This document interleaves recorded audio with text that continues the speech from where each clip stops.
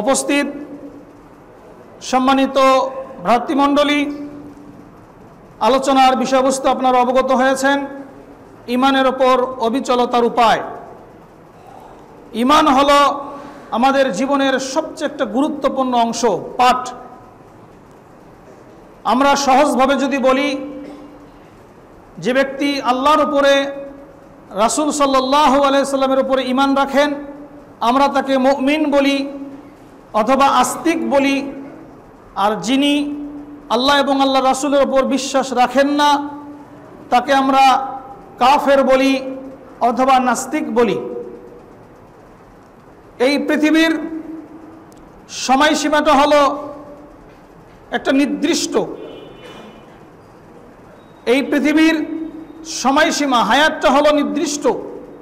এই হায়াত শেষ হবার পরেই আমরা যেটাকে হেয়ার আফটার বলি, পরকাল বলি, এই পরকালের সময়সীমাটা কিন্তু আনলিমিটেড। বর্তমান মানুষের দীর্ঘায়ু বা আয়ু হলো, আয়ুষ্কাল হলো ৭২.৬। যদি এটা একটা গণনা, এর আগ পিছ হতে পারে, কম বেশ হতে পারে, কিন্তু পরকালীন জীবনের কোনো সময়সীমা নেই। এটা আনলিমিটেড। কোনো ক্যালকুলেশন সেখানে কাজ করবে না। সেখানে আপনার আমার দেখা হবে ঈমান। যার ঈমান আছে, ঈমান থাকবে, আল্লাহ সুবহানাহু ওয়া তাআলা তার ডান হাতে আমলনামা দিবেন, তার সিদ্ধান্ত হবে জান্নাত। যার ঈমান থাকবে না, তার বাম হাতে আমলনামা দিবেন, তার সিদ্ধান্ত হবে জাহান্নাম। এই এত কিছুর মাঝে মেইন যে জিনিসটি, সেটি হলো ঈমান। আমরা আমাদের ঈমানটাকে কতটুকু ধরে রাখতে পেরেছি, এটাই হলো আমাদের মূল বিষয়। সাহাবায়ে কেরাম রিদওয়ানুল্লাহ আজমাইন এই ঈমানকে নিয়ে আলোচনা করত, ঈমানের পরিচর্যা করত, ঈমানকে নিয়ে তারা গবেষণা করত। আল্লাহ রাসূলের বিশিষ্ট সাহাবী হযরত হানজালা রাদিয়াল্লাহু তাআলা আনহু একদা আরেকজন বিশিষ্ট সাহাবী, প্রথম খলিফা আবু বকর সিদ্দিক রাদিয়াল্লাহু তাআলা আনহুকে বললেন, ইয়া আবা বকর, নাফাকা হানজালা, হানজালা মুনাফিক হয়ে গিয়েছে। আবু বকর সিদ্দিক রাদিয়াল্লাহু তাআলা আনহু বললেন, হে হানজালা, এটা কেমন কথা? আমরা তোমাকে রাসূলের একজন বিশিষ্ট সাহাবী হিসেবে চিনি, জানি। তুমি আল্লাহ রাসূলের একজন বিশিষ্ট সাহাবী, তুমি কেমনে না মুনাফিক হয়ে গেলে? হানজালা রাদিয়াল্লাহু তাআলা আনহু বললেন, হে আবু বকর সিদ্দিক রাদিয়াল্লাহু তাআলা আনহু, আমি যখন রাসূলুল্লাহ সাল্লাল্লাহু আলাইহি সাল্লামের কাছে থাকি, তখন আমার অন্তরটা ঈমানে ভরা হয়ে যায়। আমি যখন রাসূলুল্লাহর পাশে থাকি, তখন আমার অন্তরে ঈমান পূর্ণতা পায়। জান্নাতের কথা মনে পড়ে, জাহান্নামের ভয়ের কথা মনে পড়ে, দুনিয়া থেকে আমি বিমুখ হয়ে যাই।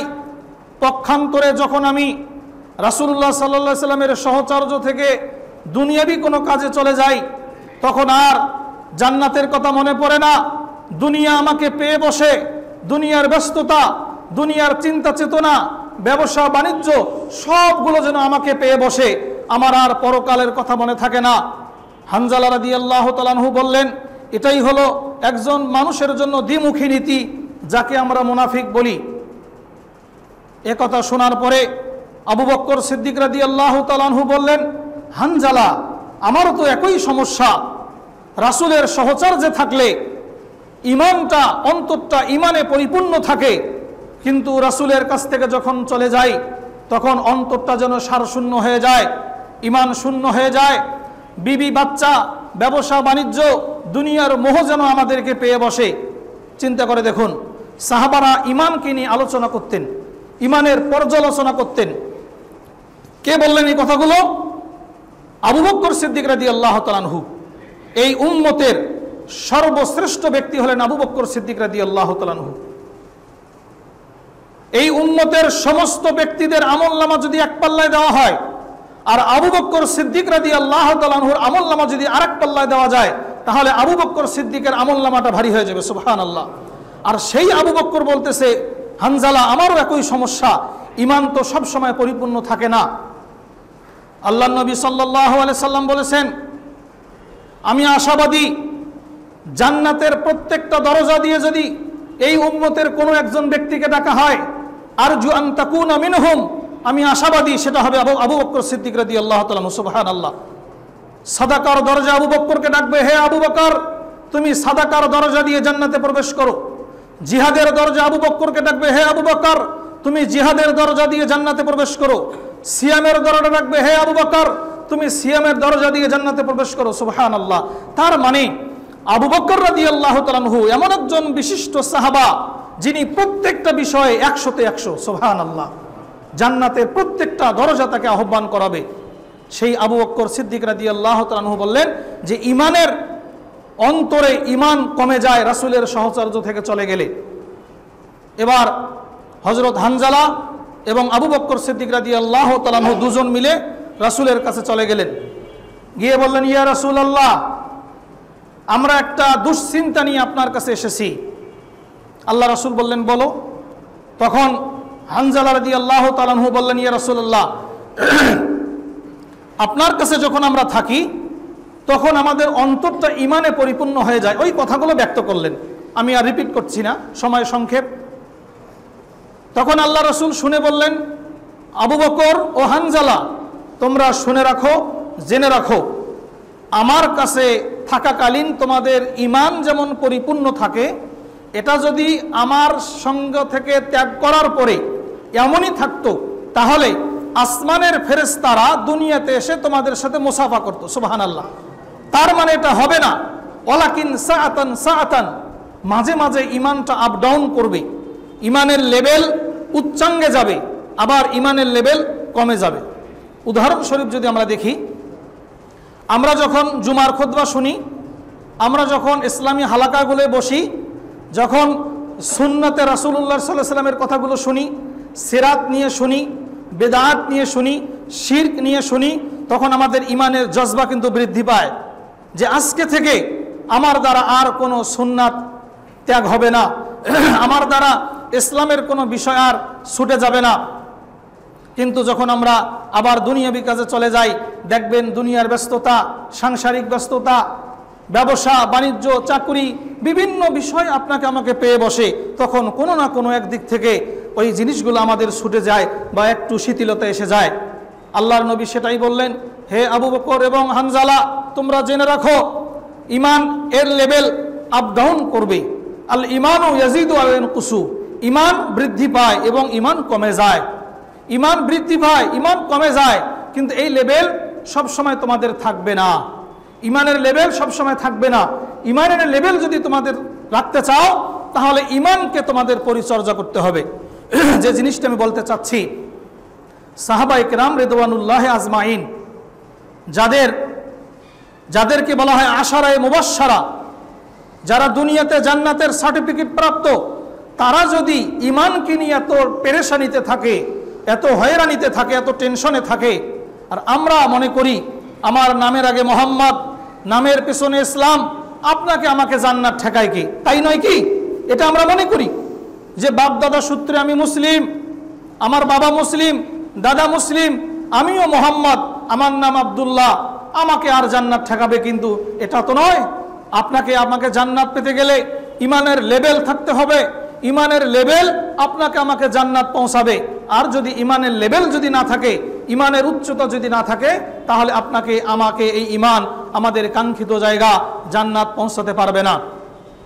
আল্লাহ সুবহানাহু ওয়া তাআলা ইমানের উচ্চতা, ইমানের লেভেল, ইমানের পরিচর্যতা, ইমানের উপর অবিচলতার ঘোষণা দিয়ে সূরা হামিম সিজদায় আল্লাহ বলতেছে, ইন্নাল্লাযীনা ক্বালু রাব্বুনাল্লাহ, নিশ্চয়ই যারা বলে রব্বুনাল্লাহ, আমার রব আল্লাহ, এই কথা যারা ঘোষণা দেয়, রব্বুনাল্লাহ মানে আমার রব আল্লাহ, ওয়াহদাহু লা শারীকা লাহু, তিনি আল্লাহ এক, তার কোনো শরীক নেই, লা মা'বুদা বিহাক্কিন ইল্লাল্লাহ, তিনি আল্লাহ হক, ইলাহ তিনি ব্যতীত হক সত্য কোনো মাবুদ নেই, এটার নাম হলো রব্বুনাল্লাহ, এটার নাম হলো আল্লাহ।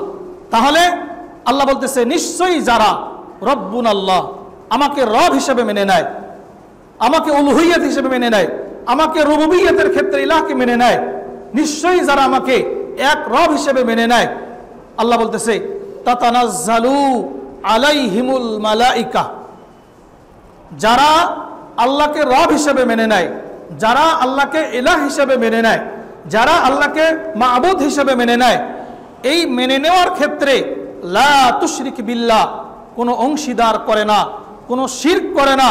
আল্লাহ বলতেছে তাতানাজ্জালু, তাদের উপর অবতীর্ণ হয় আলাইহিমুল মালাইকা, ফেরেশতা। সুবহানাল্লাহ। এর অর্থ হলো যারা আল্লাহকে রব হিসেবে মেনে নিবে, আল্লাহকে মালিক হিসেবে মেনে নিবে, আল্লাহকে ইলাহ হিসেবে মেনে নিবে, তাদের উপরে আল্লাহ রহমতের ফেরেশতা অবতীর্ণ করবেন। সুবহানাল্লাহ। আমরা যদি দেখি এই যারা আল্লাহকে রব হিসেবে মেনে নিতে পেরেছিলেন তাদের দৃষ্টান্ত যদি আমরা দেখি ইসলামের ইতিহাসে, তাদের ভুরি ভুরি দৃষ্টান্ত। যারা আল্লাহকে রব হিসেবে মেনে নিয়েছিলেন তাদের উপর আল্লাহর যে রহমত, ফেরেশতা যে রহমতের ফেরেশতা প্রেরণ করেছিলেন তার জ্বলন্ত অসংখ্য উদাহরণ আছে। আমরা যদি দেখি এই রমাজানেই বদর যুদ্ধ হয়েছিল। ইসলামের ইতিহাসে স্বর্ণাক্ষরে লেখা আছে 313 জন সাহাবী নিয়ে আল্লাহর নবী সাল্লাল্লাহু আলাইহি সাল্লাম সেই সময়ের 2000 কুরাইশের বিরুদ্ধে সৈন্য কুরাইশের বিরুদ্ধে যুদ্ধ করেছিলেন। মাত্র 300 বা 313 জন সাহাবাকে নিয়ে আল্লাহর নবী বদরের যুদ্ধ বিজয় লাভ করেছিলেন। এটা ছিল সরাসরি আল্লাহর পক্ষ থেকে ফেরেশতাদের মাধ্যমে সহযোগিতা। সুবহানাল্লাহ। আমরা যদি দেখি আল্লাহ রাব্বুল আলামিন ঈমানদারদের উপরে কিভাবে রহম করেন। হুনাইনের যুদ্ধ, মুতার যুদ্ধ যদি আমরা দেখি, মুতার যুদ্ধ খালিদ বিন ওয়ালিদ রাদিয়াল্লাহু তাআলা আনহুর নেতৃত্বে মুতার যুদ্ধ সংগঠিত হয়েছিল। খালিদ বিন ওয়ালিদ রাদিয়াল্লাহু তাআলা আনহু মাত্র 3000 প্রশিক্ষণহীন সৈন্য নিয়ে সেই সময়ের সুপার পাওয়ার রোম বাইজেন্টাইনের বিরুদ্ধে, যার সৈন্য সংখ্যা ছিল প্রায় 2 লক্ষাধিক। ভালো করে বুঝুন, ইসলামের ইতিহাসে ঈমানদারদের জন্য আল্লাহর পক্ষ থেকে রহম কিভাবে আসে সেটা দেখুন। মুতার যুদ্ধ, খালিদ বিন ওয়ালিদ রাদিয়াল্লাহু তাআলা আনহু সেনাপতি, মাত্র 3000 সৈন্য নিয়ে রোম পাওয়ার, সে সময়ের সুপার পাওয়ার বাইজেন্টাইন বলা হয়, সেই রোমের 2 লক্ষাধিক সৈন্যের বিপক্ষে মাত্র 3000 সৈন্য নিয়ে খালিদ বিন ওয়ালিদ রাদিয়াল্লাহু তাআলা আনহু যুদ্ধের জন্য গেলেন, যেখানে পৃথিবীর বুকে এ ধরনের অসম যুদ্ধ আর একটিও হয়নি। মুসলমানদের সংখ্যা মাত্র 3000, কুফফারদের সংখ্যা 2 লক্ষাধিক। সেখানে মুসলমানরা কোনো প্রকার প্রশিক্ষণহীন, টুকিটাকি কিছু প্রশিক্ষণ আছে, আর অপরদিকে তারা 2 লক্ষাধিক। এই অসম যুদ্ধ ইসলামের ইতিহাসে আর একটিও নেই।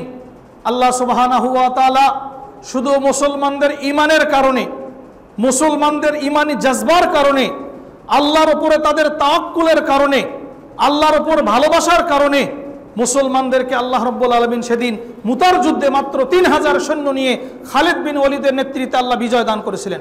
সুবহানাল্লাহ। এটা কেন হয়েছিল? মুসলমানদের ঈমানের কারণে। মুসলমানদের ঈমান কিরকম ছিল আমরা যদি দেখি, আল্লাহর নবী সাল্লাল্লাহু আলাইহি সাল্লাম যখন মক্কা থেকে মদিনায় চলে গেলেন, কাফেরদের নির্মম অত্যাচার, রাসূলুল্লাহ সাল্লাল্লাহু আলাইহি সাল্লামকে বিভিন্নভাবে মক্কার কুরাইশরা বিভিন্ন অফার করলেন।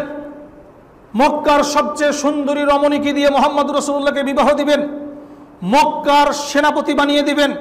আল্লাহর নবী কোনোটাতে যখন রাজি হলেন না, নবী মুহাম্মদ রাসূলুল্লাহর উপরে নির্যাতনের স্টিম রোলার চালানো হলো। আল্লাহর নবী আর সহ্য করতে না পারে আল্লাহর পক্ষ থেকে নির্দেশ চলে আসলেন, আল্লাহর নবী মক্কা থেকে মদিনায় চলে গেলেন।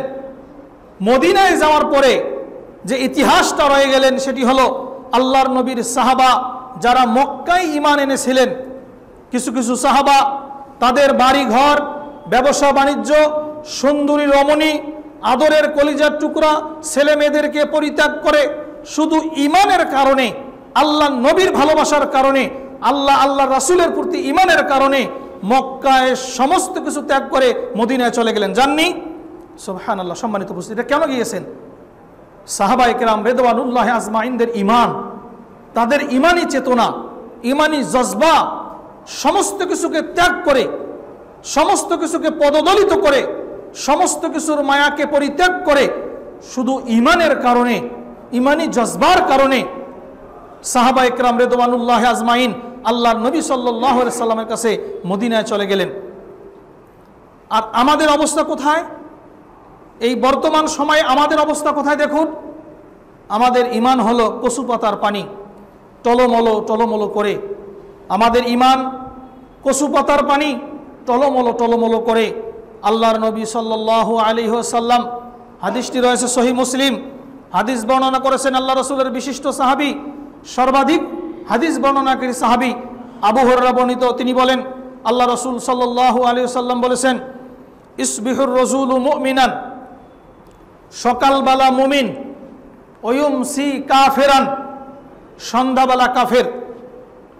ওয়ুমসি মুমিনান, সন্ধ্যাবেলা মুমিন, ওয়ুসবিহু কাফিরান, সকালবেলা কাফের। হাদিসটি ভালো করে বুঝুন। আল্লাহর নবী বলেছেন আমাদের অবস্থা হলো তাই। শেষ জামানায় ঈমান নিয়ে বেঁচে থাকা, হাতের মধ্যে জ্বলন্ত অঙ্গার নিয়ে বেঁচে থাকার শামিল। আল্লাহর নবী সেটাই বলছেন, ইসবিহুর রাজুলু মুমিনান, সকালবেলা একজন ব্যক্তি মুমিন থাকবে, সকালবেলা একজন ব্যক্তি মুমিন থাকবে। ওয়ুমসি কাফিরান, সন্ধ্যাবেলায় সে ঈমান ত্যাগ করবে, সে কাফের হয়ে যাবে।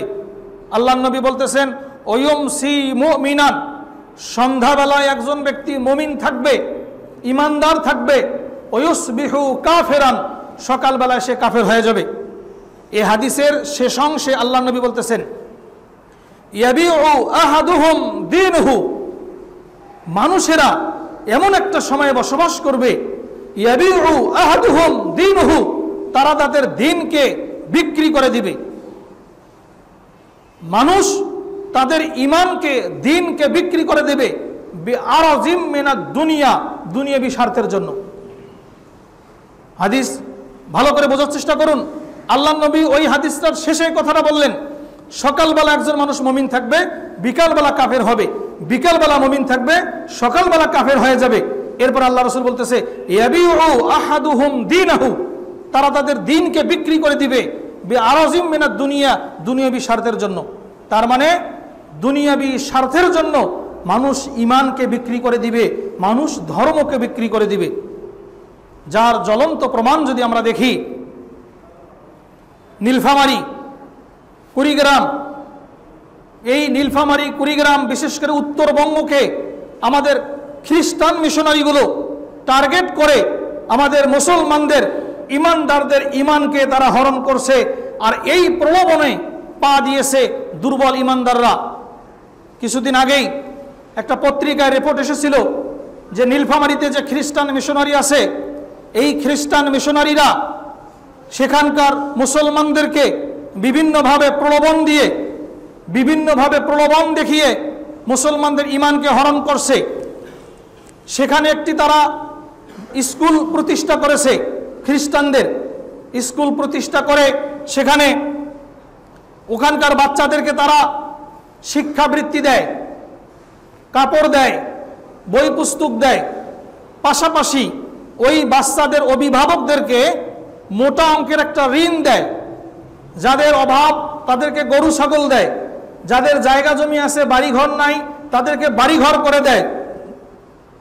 ওই মিশনারির উদ্দেশ্য সফল করার জন্য মাত্র ইন্টারমিডিয়েট পাস, এইচএসসি পাস ছেলে এবং মেয়েদেরকে একটা হ্যান্ডসাম স্যালারি, যেখানে আমাদের ভাইয়েরা মাস্টার্স পাস করার পরে 10-12 হাজার টাকার একটা চাকরি পায় না, খ্রিস্টান মিশনারিগুলো তাদের মিশন এবং ভিশনকে বাস্তবায়ন করার জন্য ওই সমস্ত স্কুলগুলোতে ইন্টারমিডিয়েট পাস করা ছেলে মেয়েদেরকে 22 থেকে 25 হাজার টাকা পর্যন্ত বা তার চেয়ে বেশি বেতন স্যালারি দিয়ে রেখেছে। তাদের উদ্দেশ্য হলো ওই সমস্ত বাচ্চাদেরকে, ওই সমস্ত অভিভাবকদেরকে ইসলাম থেকে ডিভাইডেড করে, ইসলাম থেকে কনভার্ট করে কিভাবে খ্রিস্টানদের ধর্মকে তাদের মাঝে প্রতিষ্ঠিত করা যায়, আর আমাদের মুসলিমদের ধর্ম কিভাবে তারা ত্যাগ করবে। তাই হচ্ছেও তাই। আমরা লালমনিরহাট, কুড়িগ্রাম, দহগ্রাম, নীলফামারীর এই চর অঞ্চলগুলোতে রিপোর্ট নিয়ে দেখেন, বাস্তবে তাই। বেশি দূরে যেতে হবে না। এই তো কিছুদিন আগে আমাদের হারাগাছের চর নাজিরদহে অনেকগুলো ফ্যামিলি তাদের অর্থের প্রলোভনে ধর্ম ত্যাগ করে খ্রিস্টান মিশনারির দাওয়াতে তারা সাড়া দিয়েছে। আল্লাহর নবী সাল্লাল্লাহু আলাইহি সাল্লামের কথাটা খেয়াল করুন। একটু আগে যেটা বললাম, আল্লাহর নবী বলেছেন সকালবেলা মুমিন, বিকালবেলা কাফের। ওই ব্যক্তি মুমিন ছিল, সে আল্লাহতে বিশ্বাস করত, সে শুধু দুনিয়াবি স্বার্থের জন্য, আল্লাহ রসুল বললেন ইয়াবিউ আহাদুহুম দীনহু, তারা তাদের দিনকে বিক্রি করে দিবে বিআরাজিম মিনাদ দুনিয়া, দুনিয়াবি স্বার্থের জন্য। ওই সমস্ত মানুষগুলো দুনিয়াবি স্বার্থকে লুফে নেওয়ার জন্য ধর্মকে পরিত্যাগ করলো, ইমানকে পরিত্যাগ করলো। অথচ সাহাবায়ে কেরাম রিদওয়ানুল্লাহ আজমাইন নিজের জীবনকে বিলিয়ে দিয়েছেন, ইমান থেকে পিছু হটেননি। পরিবার, সংসার, পরিজন, আত্মীয় স্বজন, বাবা মা, টাকা পয়সা, জমি জামা সবকিছু মদিনায় ফেলে রেখে শুধু মহানবীর ভালোবাসায়, আল্লাহ রসুলের ভালোবাসায় সবকিছুকে উপেক্ষা করে রাসুলের মহব্বতে, ইমানের চেতনায়, ইমানের টানে, আল্লাহর ভালোবাসায়, রাসুলের ভালোবাসায় তারা সেখানে ছুটে গিয়েছেন। আর আজকে আমাদের মুমিনরা, আমাদের মুমিনদের অবস্থা দেখুন কোথায়, মুমিনদের অবস্থা কোথায়। সম্মানিত উপস্থিতি, সাহাবায়ে কেরাম রিদওয়ানুল্লাহ আজমাইন ইমান হারা হননি। আমরা যদি ইতিহাস দেখি, আব্দুল্লাহ ইবনে হুযায়ফা আস-সাহামী রাদিয়াল্লাহু তাআলা আনহু, আল্লাহ রাসূলের বিশিষ্ট সাহাবী আব্দুল্লাহ ইবনে হুযায়ফা আস-সাহামী সৈন্যবাহিনী নিয়ে রোমের বাদশার সাথে যুদ্ধের জন্য গেলেন। রোমের বাদশা তার বিশাল সৈন্যবাহিনী দিয়ে আব্দুল্লাহ ইবনে হুযায়ফা আস-সাহামী সহ অসংখ্য অগণিত সাহাবাদেরকে ধরে নিয়ে আসলেন। আসার পরে আব্দুল্লাহ ইবনে হুযায়ফা আস-সাহামীকে রোমের বাদশা বললেন যে আব্দুল্লাহ, তোমাকে সহ তোমাদের মুসলিম সৈন্যবাহিনীদেরকে ধরে নিয়ে আসা হয়েছে, তোমাকে আমি কয়েকটা শর্ত দিব, তুমি যদি শর্তগুলো মেনে নাও তাহলে তোমাকে সহ তোমাদের সৈন্যবাহিনীকে আমি মুক্তি করে দেব। আব্দুল্লাহ ইবনে হুযায়ফা আস-সাহামী বললেন যে বলুন। রোমের বাদশা বললেন, আব্দুল্লাহ, আমার সুন্দরী, রূপবর্তী, গুণবর্তী আমার একটা মেয়ে আছে, এই মেয়েকে দিয়ে আব্দুল্লাহ তোমাকে বিবাহ দিব। আব্দুল্লাহ ইবনে হুযায়ফা আস-সাহামীকে বললেন, 1, 2 নম্বর শর্ত হলো তুমি যদি আমার মেয়েকে বিবাহ করো, এই রাজ্যের অর্ধেক সাম্রাজ্যের অধিপতি আমি তোমাকে বানিয়ে দেব। 3 নম্বর, তোমাকে সহ তোমার সমস্ত সৈন্যবাহিনীকে আমি মুক্তি করে দিব, কিন্তু শর্ত হলো একটি, তুমি যে মুহাম্মদুর রাসূলুল্লাহর প্রতি বিশ্বাস স্থাপন করেছো, এই ঈমান থেকে তোমাকে পিছু হটতে হবে, এই ঈমান পরিত্যাগ করতে হবে তোমাকে। তুমি যদি এই ঈমান পরিত্যাগ করো, আল্লাহর রাসূলের প্রতি বিশ্বাস তুমি পরিত্যাগ করো, তাহলে আব্দুল্লাহ ইবনে হুযায়ফা আস-সাহামী তোমাকে এই রোমান এই সম্রাটের বাদশা বানিয়ে দেওয়া হবে। আর যদি না করো, বাদশা বললেন, যদি না করো, এই ফুটন্ত তেলের মাঝে, টকবগে ফুটন্ত তেলের মাঝে তোমাকে সহ তোমার সৈন্যবাহিনীগুলোকে এখানে ভুনা করা হবে। যেই কথা সেই কাজ, সঙ্গে সঙ্গে একজন সৈন্যবাহিনী মুসলিম সৈন্য দুজনকে নিয়ে ফুটন্ত তেলের মাঝে দেওয়ার সঙ্গে সঙ্গে সমস্ত গোস্তগুলো তেলের ভেতরে খসে খসে পড়লেন। এই দৃশ্য দেখার পরে আব্দুল্লাহ ইবনে হুযায়ফা আস-সাহামী 2 নয়ন দিয়ে অশ্রু ঝরে কান্না করতে লাগলেন। তখন রোমান সৈন্যদের সেনাপতি, মন্ত্রী পরিষদ মনে করলেন আব্দুল্লাহ ইবনে হুযায়ফা আস-সাহামী এই তো দুর্বল হয়েছে, এই তো আব্দুল্লাহ ইবনে হুযায়ফা আস-সাহামী অন্তর নরম হয়েছে, এবার বুঝি আমার শর্তে সে রাজি হয়ে যাবে। এবারে আব্দুল্লাহ ইবনে হুযায়ফা আস-সাহামীকে রোমান বাদশা বললেন, হে আব্দুল্লাহ, তুমি কি সিদ্ধান্ত নিলে? আব্দুল্লাহ ইবনে হুযায়ফা আস-সাহামী বললেন, জি, আমি সিদ্ধান্ত উপনীত হয়েছি। রোমান সৈন্য বললেন যে আমরা বুঝতে পেরেছি তুমি ভয়ে কান্না শুরু করে দিয়েছো, তুমি এবার মুহাম্মদের ধর্ম ত্যাগ করবে। আব্দুল্লাহ ইবনে হুযায়ফা আস-সাহামী বললেন, হে বাদশাহ, ঠিকই আছে আপনার সিদ্ধান্ত, তবে হ্যাঁ, আমি ঈমান ত্যাগ করিনি, আমি কান্না করছি এই জন্য আমি আমার রবের কাছে আবেদন করছি, হে আল্লাহ, আপনি আব্দুল্লাহ ইবনে হুযায়ফা আস-সাহামীকে একটা হৃদয় দিয়েছেন, আপনি যদি আব্দুল্লাহ ইবনে হুযায়ফা আস-সাহামীর শরীরের পশমের সমপরিমাণ প্রতিটি পশমে পশমে যদি আরেকটা করে হৃদয় দিতেন, অন্তর দিতেন, আমার একটি নয় যদি শতাধিক অন্তরত হৃদয় হতো, তাহলে তোমার দ্বীনের জন্য, তোমার ধর্মের জন্য আমি একটা আব্দুল্লাহ ইবনে হুযায়ফা সাহাবী নই, আমি সমস্ত জীবনগুলো আমার আব্দুল্লাহ আল্লাহর জন্য নিবেদিত করে দিতাম। সুবহানাল্লাহ। রোমান বাদশাহ আশ্চর্য হয়ে গেলেন। আব্দুল্লাহ ইবনে হুযায়ফা সাহাবীকে বললেন, হে আব্দুল্লাহ, আমি বুঝতে পেরেছি তোমরা মুহাম্মদের সৈনিক, তোমরা অন্যায়ের কাছে মাথা নত করবে না, তোমরা ঈমান হারাবে না। আব্দুল্লাহ ইবনে হুযাইফা সাহামী, এবার তোমাকে আরেকটা শর্ত দিচ্ছি, তুমি যদি সেই শর্ত মেনে নাও তাহলে আমি তোমাকে মুক্ত করে দেব। আব্দুল্লাহ ইবনে হুযাইফা সাহামীকে বললেন, রোমের বাদশা বললেন, হে আব্দুল্লাহ, তুমি মেহেরবানি করে আমার কপালে একটা চুমু দাও, তুমি মেহেরবানি করে আমার কপালে একটা চুমু দাও, আমি এটা বলতে পারবো যে মুহাম্মাদের উম্মতেরা এরা বিনিময়ে, দুনিয়ার বিনিময়ে ঈমানকে কখনো বিক্রি করে দেয় না। আব্দুল্লাহ ইবনে হুযাইফা সাহামীকে রোমের বাদশা, এই আশ্চর্য একটা ঘটনা কেন বললাম জানেন? আজকে খ্রিস্টান মিশনারিগুলো আমাদের সামান্য একটা গরু, একটা ছাগল, একটা চালা করে দেওয়া, একটা ঘর করে দেওয়া, একটা চাকরির জন্য আজকে মুসলমানদের ঈমানগুলো কেড়ে নিচ্ছে। আর আমাদের মুসলমান ভাইয়েরা সামান্য দুনিয়ার লোভে ঈমানকে পরিত্যাগ করছে। অথচ সাহাবায়ে কেরাম রিদওয়ানুল্লাহ আজমাইন দুনিয়ার সমস্ত প্রলোভনকে ধুলণ্ঠিত করে মিশিয়ে দিয়ে ঈমানের জজবায় তারা জজবাতি ছিল, ঈমানকে তারা বুকে লালন করেছিল, ধারণ করেছিল। চিন্তা করে দেখুন সম্মানিত উপস্থিতি, এজন্যই আল্লাহর নবী সাল্লাল্লাহু আলাইহি সাল্লাম বলেছেন, সকালবেলা মুমিন, বিকালবেলা কাফের, বিকালবেলা মুমিন, সকালবেলা কাফের। আসলেই বাস্তব চিত্র তাই। সম্মানিত উপস্থিতি, আমার বিষয়বস্তু ছিল ঈমানের ওপর অবিচলতার উপায়। ঈমানটা সামগ্রিক আলোচনা করতে গেলে আরও অনেক কথা বলা লাগবে। আমার পরেই বড় ভাই রাফিউল ফাহাদ বিন মাহমুদ তিনি আলোচনা করবেন, নির্দিষ্ট সময়ে আমি আলোচনা শেষ করব। এবারে আসুন কোরআন এবং সহিহ সুন্নাহ এবং ইসলামের ইতিহাস পর্যালোচনা করলে কিছু বিষয় নির্যাস চলে আসে যে কিভাবে, কোন পদ্ধতি অবলম্বন করলে আমরা ঈমানের উপর অবিচল থাকতে পারবো। অনেকগুলো পদ্ধতি, কোন পদ্ধতি অবলম্বন করলে আমরা ঈমানের উপর অবিচল থাকতে পারবো। প্রথম এবং প্রধান পদ্ধতি যেটা আমরা খেয়াল করতে পারি সেটি হলো পারিবারিকভাবে ইসলামকে চর্চা করা। ঈমানের উপর আপনি যদি অটুট থাকতে চান, পারিবারিকভাবে ইসলামকে প্র্যাকটিস করতে হবে, পারিবারিকভাবে ইসলামকে অনুসরণ করতে হবে। এটা সবচেয়ে গুরুত্বপূর্ণ, এটাই হলো সবচেয়ে বড় অবহেলিত। ভালো করে একটু বোঝার চেষ্টা করবেন মেহেরবানি করে। ঈমানের ওপর অবিচলতা, ইসলামের ওপর পূর্ণাঙ্গ অবস্থান করতে হলে, ঈমানের ওপর অবিচল থাকতে গেলে আপনাকে আমাকে পারিবারিকভাবে ইসলামটাকে অনুসরণ করতে হবে। এটা হলো সবচেয়ে, এটাই মূল, বাকিগুলো হলো শাখা। আসেন, আমরা পারিবারিকভাবে অনেক কিছু করি। আমরা পারিবারিকভাবে ম্যারেজ ডে করি, বার্থডে করি, সুন্নাতে খাতনা করি, 3 দিনে অনুষ্ঠান করি, 40 দিন করি। জায়েজ না জায়েজের কথা আমি বলতেছি না, করি। জায়েজ না জায়েজ ইসলামী শরীয়তে সেটা বলতেছি না। মানে এই প্রোগ্রামগুলো আমরা করি, পারিবারিকভাবে করি, ঘটা করে করি, খুব আয়োজন করে করি। কিন্তু ম্যারেজ ডে বলেন, বার্থডে বলেন, সুন্নতে খাতনা বলেন, এগুলো কিন্তু আমরা পারিবারিকভাবে খুব জশ্নে জুলুস করে করি। বাসায় করি, কোনো পার্টি সেন্টারে করি, বিভিন্নভাবে অনেক টাকা পয়সা ব্যয় করে করি।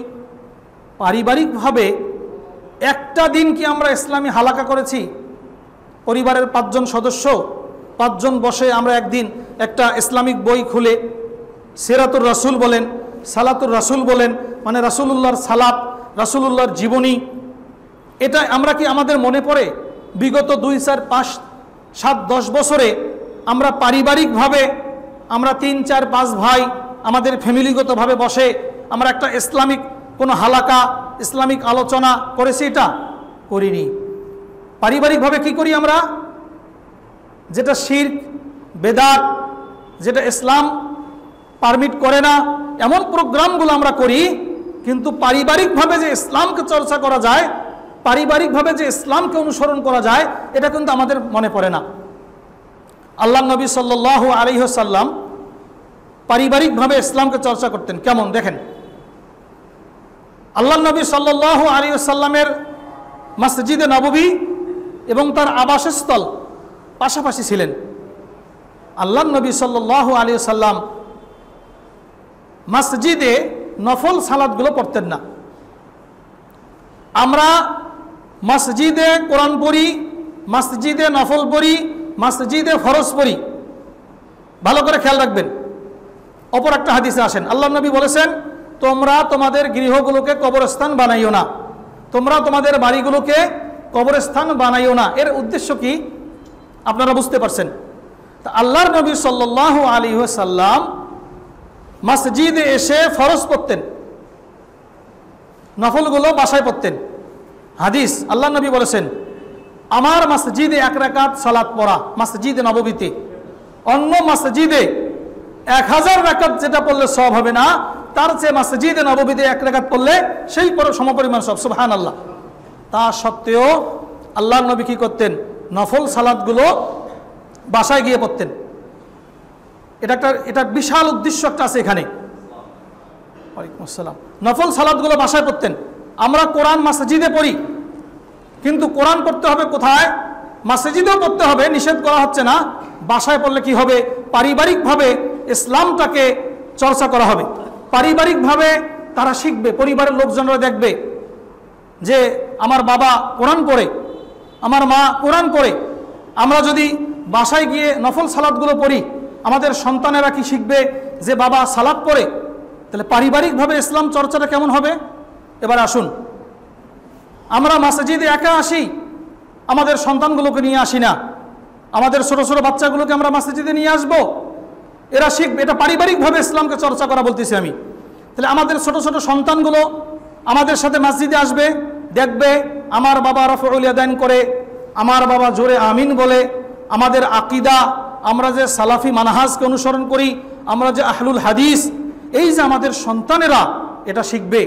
মহিলা মা বোনদের সাথে মেয়ে বাচ্চাগুলো মসজিদে আসবে, তারা দেখবে, তারা শিখবে। দুঃখজনক হলেও বেয়াদবি মাফ করবেন, আমাদের কিছু মুরব্বী তারা ছোট ছোট বাচ্চাকে মসজিদে নিয়ে আসলে রাগ করে। তারা না, বাচ্চাদেরকে মসজিদমুখী করতে হবে। আজকে যদি আমাদের সন্তানগুলোকে আমরা মসজিদের সাথে পরিচয় করে না দেই, তাহলে একটা সময় তারা মন্দিরের দিকে ছুটে যাবে। তুরস্কের একটা মসজিদে সামনের কাতারে বড় করে লেখা ছিল, কিছুদিন আগে তো সেটা ফেসবুকে এসেছিল। তুরস্কের একটা মসজিদে বড় করে সামনের কাতারে লেখা আছে, সালাতরত অবস্থায় যদি পেছন থেকে বাচ্চাদের কান্নার শব্দ না আসে, তাহলে বুঝবেন একটা সময় এই মসজিদগুলো মুসল্লি শূন্য হয়ে যাবে। কথার অর্থ কি? তার মানে এই মসজিদে বাচ্চারা আসবে, ছোট ছোট বাচ্চারা আসবে, তারা আমাদের সঙ্গে আসবে, তারা প্রয়োজনে ঝাপাঝাপি করবে, লাফালাফি করবে। মধ্যপ্রাচ্যের বিভিন্ন মসজিদগুলোতে বাচ্চাদের জন্য চকলেট দেওয়া হয়, বাচ্চাদের জন্য খেলনা সামগ্রী এক কোণায় রাখা হয়। আমাদের ছেলেরা মসজিদমুখী হবে, আমাদের সন্তানেরা মসজিদমুখী হবে, তাহলে আমাদের কি হবে? আমাদের সন্তানরা পারিবারিকভাবে ইসলাম চর্চা করবে, পারিবারিকভাবে ইসলাম শিখবে। আমরা কি করি? ইসলামটাকে একটা রেডিমেড ইসলাম মনে করি। আমরা মনে করি বাচ্চারা কোনো মসজিদে আসবে। সম্মানিত উপস্থিতি, আজকে বাচ্চারা যদি আমাদের সাথে না আসে, তারা ইসলামকে শিখবে না। একটি ইতিহাস আমরা দেখি, 1980 দশকের আগের একটি ঘটনা। বাংলাদেশ থেকে একজন মেজর, সে সময় রাশিয়া, উজবেকিস্তান, তাজিকিস্তান, কিরগিজস্তান, যে জায়গাগুলো ইমাম বুখারী, ইমাম তিরমিজি, ইমাম নাসাইর জায়গা, সেই জায়গাগুলোতে একজন মেজর গেলেন পরিদর্শন করার জন্য বাংলাদেশ থেকে। ওই জায়গাগুলোতে Russia crore crore, million billion dollar ব্যয় করেছে ওই জায়গাগুলোর মসজিদ এবং মাদ্রাসাগুলো বিলীন করার জন্য, মানে ইসলামকে নস্যাৎ করে দেওয়ার জন্য। একজন মেজর গেলেন, যাওয়ার পরে ওই জায়গা পরিদর্শন করার পর তাদেরকে জিজ্ঞাসা করলেন, আপনাদের এই মসজিদগুলো তো শেষ, বিলীন করে দিছে রাশিয়া, কিন্তু ছোট ছোট বাচ্চাগুলো কোরআন পড়তেছে কিভাবে? তখন তারা বললেন যে আমাদের বাচ্চারা তাদের দাদাদের সাথে, তাদের নানাদের সাথে ক্ষেত খামারে যেত, ক্ষেত খামারে গিয়ে দাদারা সূরা ফাতিহা শেখাতো। এই যে পারিবারিকভাবে শেখা, আমি যেটা আমার বলতে চাচ্ছি, সময় শেষ, আমার বড় ভাই এসেছেন এখানে, পারিবারিকভাবে যে ইসলাম শেখাতে বাবাদের কাছ থেকে, দাদাদের কাছ থেকে। আজকে আপনি বাবা, আপনি সালাত পড়েন না, আপনি টাকনুর নিচে প্যান্ট পরেন, লঙ্গি পরেন, আপনি সিগারেট খান, আপনার সন্তান, আমার সন্তান তাই শিখবে। আমার আদর্শ যেটা হবে, আমার আদর্শ যদি হতো আমি টাকনুর উপরে প্যান্ট পরতাম, আমার মুখে যদি রাসূলের সুন্নাহ থাকতো, দাড়ি থাকতো, আমি যদি 5 ওয়াক্ত সালাত জামাতে পড়তাম, তাহলে আমার সন্তান তাই তৈরি হতো, আমাকে যেভাবে দেখবে। তাহলে পারিবারিকভাবে ইসলামটাকে কি করতো? আমার সন্তান ছোট থেকে পারিবারিকভাবে ইসলামকে চর্চা করতো। এজন্য সম্মানিত উপস্থিতি, সাহাবায়ে কেরাম রিদওয়ানুল্লাহি আজমাইন দিনের জন্য জীবনের সর্বস্ব ত্যাগ করেছেন, ইমানকে টিকানোর জন্য। ইমানকে তারা সাদরে গ্রহণ করেছেন, আর ইমানকে বিলীন করে দিয়ে আমরা দুনিয়াকে গ্রহণ করেছি। এজন্যই তো একটু আগে বললাম, ইয়াবিউ আহাদুহুম দীনহু বিআরাজিম মিনাদ দুনিয়া, আমরা দিনকে বিক্রি করেছি দুনিয়াবি স্বার্থের জন্য। আর সাহাবায়ে কেরাম রিদওয়ানুল্লাহি আজমাইন তারা দিনকে গ্রহণ করত, দুনিয়াকে বিলীন করে দিত। সম্মানিত উপস্থিতি, আলোচনা আর দীর্ঘ করতে চাচ্ছি না। আমার আলোচনার একদম শেষ প্রান্তে এসে আমি এ কথাটি উদাত্ত কণ্ঠে আবেদন জানাতে চাই, আসুন আমরা সকলে মিলে ইমানকে পরিচর্যা করি, ইমানকে বুকে ধারণ করি, ইমানের লেভেলটাকে উচ্চাঙ্গে নিয়ে যাই। ইমানকে বুকে ধারণ করতে, লালন করতে, পালন করার জন্য আমাদের যা দরকার সর্বস্ব বিলিয়ে দিয়ে রব্বুল আলামিনের কাছে কায়মন বাক্যে আবেদন করি, হে আল্লাহ, আমরা যদি ইমান নিয়ে তোমার ডাকে সাড়া দিতে পারি, আল্লাহ আপনি কবুল করুন, আল্লাহুম্মা আমিন। সর্বশেষ আমি এই আয়োজক ভাইদেরকে ধন্যবাদ জানিয়ে এবং আমি নিজেকে সহ সবাইকে নাসিহা করতেছি, আল্লাহ এই পবিত্র মাহে রমজানুল মুবারকের সিয়ামরত অবস্থায় বিগত সিয়ামগুলো আল্লাহ কবুল করুন, আল্লাহুম্মা আমিন। আগামী সিয়ামগুলো যেন আমরা পালন করতে পারি, আল্লাহ কবুল করুন, আল্লাহুম্মা আমিন। নির্যাতিত ফিলিস্তিনি ভাই বোনদের জন্য দোয়া করি, আল্লাহ তাদের ওপর আপনি রহম নাজিল করুন। আল্লাহ সেই বদমাশ, সেই ইহুদি, সেই খ্রিস্টান, সেই ইসরায়েলকে আল্লাহ আপনি ধ্বংস দান করুন, আল্লাহুম্মা আমিন। সুবহানাকাল্লাহুম্মা বিহামদিকা আশহাদু আল্লা ইলাহা ইল্লা আনতা আস্তাগফিরুকা ওয়া আতুবু ইলাইক। আসসালামু আলাইকুম ওয়া রাহমাতুল্লাহ।